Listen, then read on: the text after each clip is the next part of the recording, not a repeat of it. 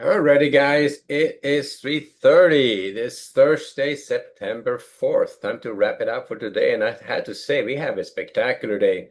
So starting off range bound after this little debacle on Tuesday, little sell-off. We are right back up to the highs again. And definitely we're right back into a squeeze to the upside. So very much a surprise, I had to say. So they ran it hard down here on the September 2nd rundown. Yesterday was the last couple of days was a holding pattern, or yesterday was a holding pattern, and yet today we are just squeezing this whole thing back up to the 6,500. Well, we're going into a pretty big news event for tomorrow, though, so we'll see if they can hold on to this after the news comes out. But I have to say, we're going to have to start from the long side of the market. Unless for some reason they close below that 64.70s, I'm going to start off on the long side of the market, and let's see how far they can take it. So very much a surprise, at least to myself, that the market this strong. So nothing really to drive it. I mean, the news today was pretty much a mixed bag. Um, I think let me see here. I didn't check on the last ones. The productivity number came out a little bit better than expected. You had the PMI composite. That's not the one there. The PMI composite came in at 54, a bit weaker, mixed bag. ISM services at 10 came in at 52, a little bit better than expected. So a mixed bag. But so far, I mean, it's after the London close, the grind started and it's kept going ever since. So taking out the 64.90s, so starting off on the long side. Now, if you want a little bit more aggressive shifting your bias, you can do that if the trade below the 64.90s, go back range bound. I'll give it a little bit more range, a little bit more room. So I'm going to be down here at the 64.70s. If they trade below that one, I'm taking off the long bias. Now, going into tomorrow's trading, we have employment situation at 8:30, and that's going to be a big number to watch. We'll see how the employment situation is. And I could either set this market off on the downside, or it could set it off to the upside. It's going to be anyone's guess. If they comes in as a volatile but not directional move, I would just go back range bound and then watch them trade around this area, the 64.70s. So we'll see how that turns out. But right now, starting off on the long side, depending how aggressive you want to be, you can either take off the long bias at 64.90s or give it a little bit more room down to that 64.70s. But we'll see how it comes in. If they close above 64.90, I stay on the long side of this, see how far they can take it. So no trades on the ES for me today, but I did take a couple of trades on the Nasdaq, and none on the bonds today. So let me show you that. So bond market pretty much range bound. They were up, they were down, back to the initial balance, and pretty much staying there since then. So not much to say about the bond market, just range bound trading on that guy.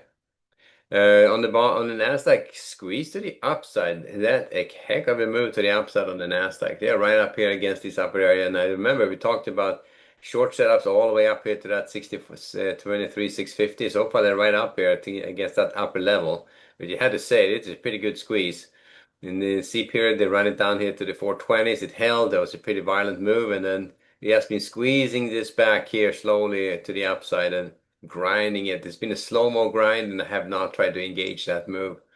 Um, but I said on the Nasdaq, it was probably a little bit more aggressive on the short side. So if they trade below this area, the 540s, I'm going to take off the long bias and going back range bound. We are pretty much up against still against that 650 resistance area. So I would wait for that one to actually come out before I really start thinking about the long side in a bigger way. So, but I would start off with a bias to the upside for sure and see if they can retest that high, maybe even take it higher. And again, going into the employment situation, anything is kind of on the table can happen. So it's going to be a very interesting dynamic there. But look at that squeeze. Oh, the big volatility here right before they broke out. But since then, it's been kind of a slow squeeze, a big pop, reversal.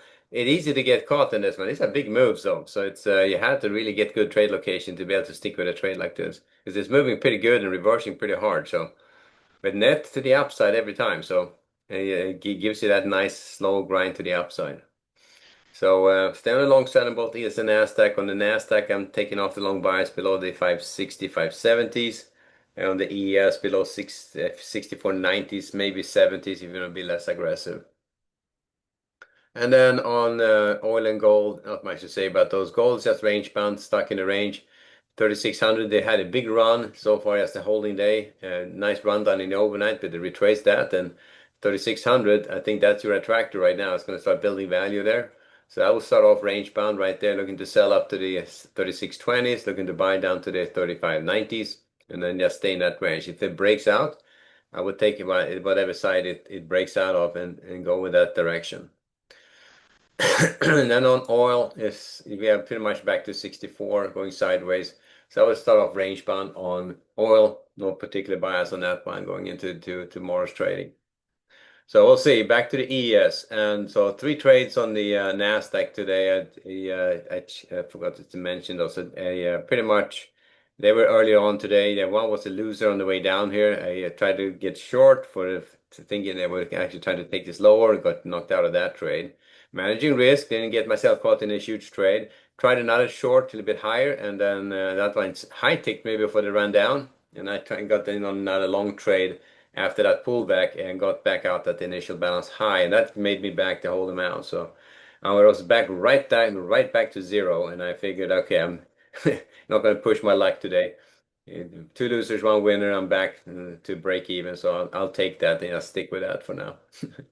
Sometimes you kind of have to just realize that, okay, managed to get it back, and I'm not going to push it any further.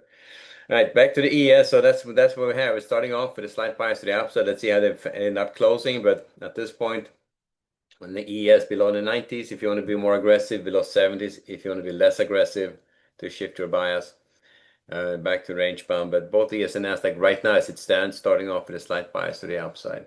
Now, as I said, I won't be out in here tomorrow, so I will see you back on Monday. So you guys make an effort on the employment situation and don't get yourself in trouble. Okay.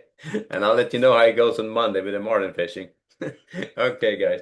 You have a great week, and I'll see you back on Monday. All right, later.